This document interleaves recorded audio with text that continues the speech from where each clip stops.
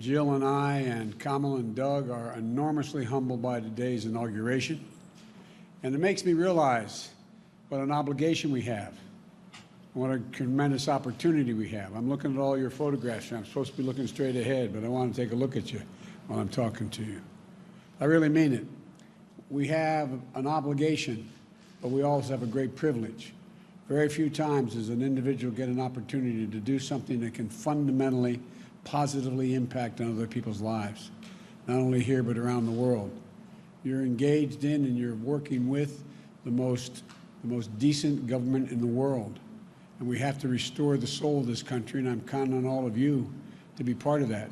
And it's not hyperbole.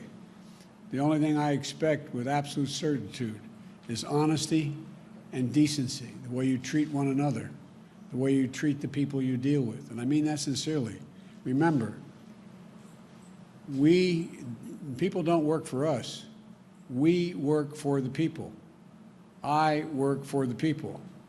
They pay my salary. They pay your salary. They put their faith in you. I put my faith in you. And so we have an obligation.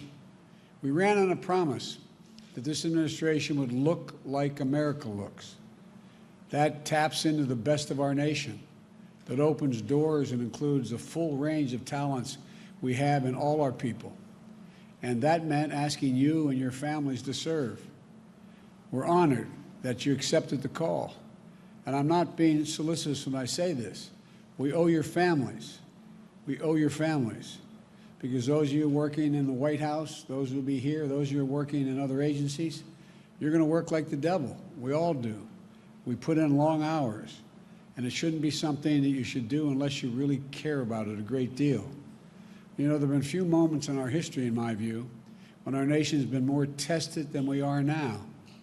Few when public service will matter more, when it will matter more. And history going to measure us, and our fellow Americans will measure us by how decent, honorable, and smart we've been in terms of looking out for their interest. You know, to contain a pandemic, to administer a vaccine, it's going to be the most consequential logistical thing that's ever been done in the United States. It's going to take a lot, an awful lot. We're going to rescue an economy. But we have so many opportunities to build it back and build it back so much better. I've said from the beginning that when the American people given half a chance, they have never, ever, ever, ever, ever let their country down. And that's not hyperbole.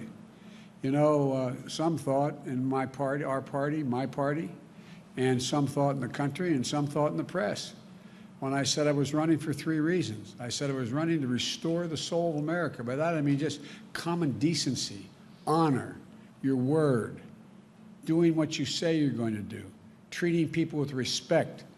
My dad used to have an expression. He'd say, everyone, every single person, regardless of their background, is entitled to be treated with dignity. I expect you to do that for all the folks you deal with, all the folks we work for, the American people. And you're going to try to keep us safe and secure from the threats and the unseen, to root out systemic racism. We've reached a point, in my view, where the American people have had the blinders have been taken off. They've been taken off and realized, they didn't realize before, just how much systemic racism still exists.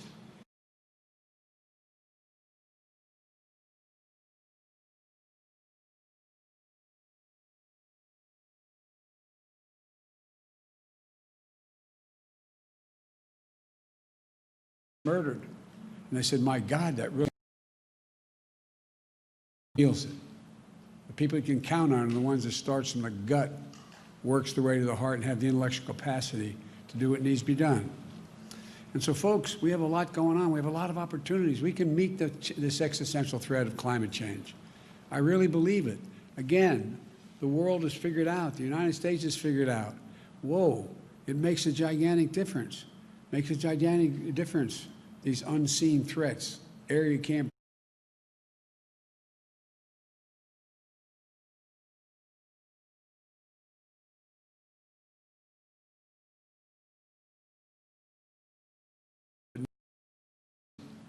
The people you can count on are the ones that starts from the gut, works their way to the heart, and have the intellectual capacity to do what needs to be done.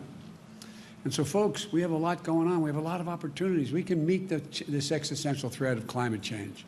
I really believe it. Again, the world has figured out, the United States has figured out, whoa, it makes a gigantic difference. Makes a gigantic difference, these unseen threats, air you can't breathe, living on fence-line communities and the like. So much more we can do.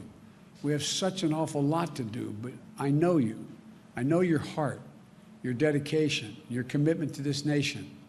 And I know you can do it, and we're going to do it by leading with one core American value: humility and trust, collegiality, diversity, competency, and family. And I want to thank your families for the sacrifices. But I'm not joking when I say this. If you're ever working with me and I hear you treat another colleague with disrespect, talk down to someone, I promise you I will fire you on the spot. On the spot. No ifs, ands, or buts. Everybody is entitled to be treated with decency and dignity. That's been missing in a big way the last 4 years. Kathy's gone through all your backgrounds, talked to me about you. I'm confident you have the capacity to do it. We're going to be judged. We're going to be judged whether or not we restored the integrity and the competency of this government. I need your help badly. Last thing I'll say, I'm going to make mistakes. I'm going to make mistakes. When I make them, I'll acknowledge them, and I'll tell you. And I'll need your help to help me correct them. We're not going to walk away. We're going to take responsibility. That's what we do. That's what you do. That's what so many of you have done throughout your career, and I expect you to do it again. So I'm happy we're starting, happy to join all of you. There's almost 1,000 of you on this call, and your families. So thank you very much. That in this nation, everyone, and I mean everyone, is given an opportunity. And those, that's who we are as a country. And that's who we've always been thought to be. I was asked a long time ago when I was with Xi Jinping, and I was on the Tibetan Plateau with him. And he asked me in a private dinner, he and we each had an interpreter. He said, "Can you define America for me?" And I said, yes, and I meant it. I said, I can do it in one word, possibilities. Possibilities. We believe anything's possible if we set our mind to it. Unlike any other country in the world. Possibilities. You're my possibilities. You're the way we're going to get this done. I'm honored to now administer the oath of office to each of you. And if you will, raise your right hand and repeat after me. I state your name. Do solemnly swear that I will support and defend the Constitution of the United States against all enemies, foreign and domestic, that I will bear true faith and allegiance to the same, that I take this obligation freely without any mental reservation or purpose of evasion,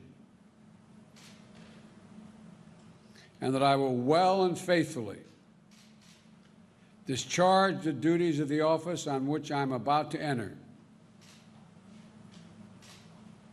So help me God. Thank you. Welcome. As my mom would say, God love you all. We got a lot of work to do. A lot of work to do. Thank you for being willing to join. Bye-bye. Okay?